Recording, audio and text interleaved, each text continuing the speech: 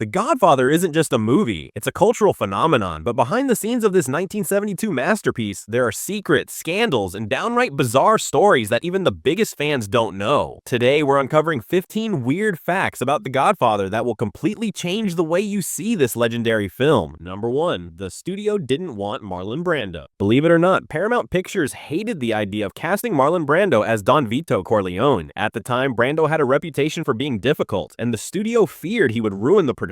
Paramount executives even said, Marlon Brando will never appear in this motion picture. But director Francis Ford Coppola fought hard for him. Brando eventually auditioned by putting Kleenex in his cheeks to create the jowly look, and the rest is history. Number 2. Real mobsters got involved. During production, actual mafia members were watching very closely. In fact, the Italian-American Civil Rights League pressured Paramount to remove the word mafia and Cosa Nostra from the script. Amazingly, after edits, the word mafia is never spoken once in the entire movie, yet everyone knows exactly what it's about. Number 3. The horse head was real. One of the most shocking scenes in The Godfather is the horse head in Jack Woltz's bed. Most assume it was fake, but the head was real and came from a dog food company that provided it to the crew. When actor John Marley woke up and realized it was an actual horse head, his terrified screams were 100% real. Number 4. Al Pacino was almost fired. Studio executives weren't sold on Al Pacino as Michael Corleone. They thought he was too short, too unknown, and too weak to carry the role. Paramount actually considered firing him midway through filming. It wasn't until they saw the legendary restaurant assassination scene that they finally realized this was their Michael. Number 5. Cat wasn't in the script. That famous opening scene with Don Corleone stroking a cat, totally improvised. The cat wandered onto the set and Marlon Brando picked it up. The crew loved it so much they kept it in the final cut. Fun fact, the cat purred so loudly it ruined some of Brando's lines, forcing the sound team to re-record his dialogue later. Number 6. Oranges mean death. If you've ever noticed, oranges appear right before violent or deadly moments in the film. For example, Don Corleone buys oranges right before he gets shot. It became a hidden symbol of death and doom, though Coppola later said it wasn't intentional, just an eerie coincidence that became part of the film's mythology. Number 7. Coppola's family appears in the film. Director Francis Ford Coppola snuck his own family into the movie. His daughter Sofia Coppola appears as the baby in Michael's baptism scene. Even Coppola's mother and father had cameo appearances in the film. Number 8. The Don Corleone voice came from a dog. Marlon Brando said he based Don Corleone's raspy voice on his pet bulldog. He wanted Vito to sound like a growling animal, and that choice gave us one of the most iconic voices in cinema history. Number 9. Pacino was paid pennies. Al Pacino may be a Hollywood legend now, but for The Godfather, he was a nobody. He was paid just $35,000 for the role of Michael Corleone, while Marlon Brando earned a whopping $250,000 plus a percentage of profits. Considering Pacino's career skyrocketed after this, it was probably the best $35,000 Paramount ever spent. Number 10. A mafia boss helped the film. Joseph Colombo, a real-life mafia boss, actually supported the film after initially protesting it. He wanted to make sure Italians weren't portrayed too negatively. Ironically, during production, Colombo was shot in an assassination attempt and survived. Number 11. The Corleone house is real. The Corleone family home wasn't a set. It's a real house in Staten Island, New York. Fans still visit it today, and in recent years, it has even been rented out for weddings and special events. Imagine saying your wedding was held at Don Corleone's house. Number 12. James Caan went too far. During the brutal scene where Sonny Corleone beats up Carlo, James Caan got way too into it. He actually hit the actor playing Carlo for real, breaking 2 of his ribs and several teeth. The actor later said he felt like he was really being attacked by Sonny Corleone. Number 13. The Godfather almost went modern. Paramount originally wanted The Godfather to be set in the 1970s, not in the 1940s, because it was cheaper to film in modern times. Coppola had to fight tooth and nail to keep the original 1940s setting. Imagine The Godfather with disco music and bell-bottom pants. It just wouldn't work. Number 14. Brando didn't memorize his lines. Marlon Brando famously refused to memorize his dialogue. Instead, he had cue cards hidden all over the set, even taped to actors' clothes. Brando believed reading his lines fresh made his performance more natural. Number 15. It changed the way we see the mafia. Before The Godfather, Hollywood usually portrayed mobsters as over-the-top villains, but this film humanized them, showing family bonds, honor, and tradition. Weirdly enough, many actual mafia members later admitted they started copying the Corleone style, from the way they dressed to the way they spoke.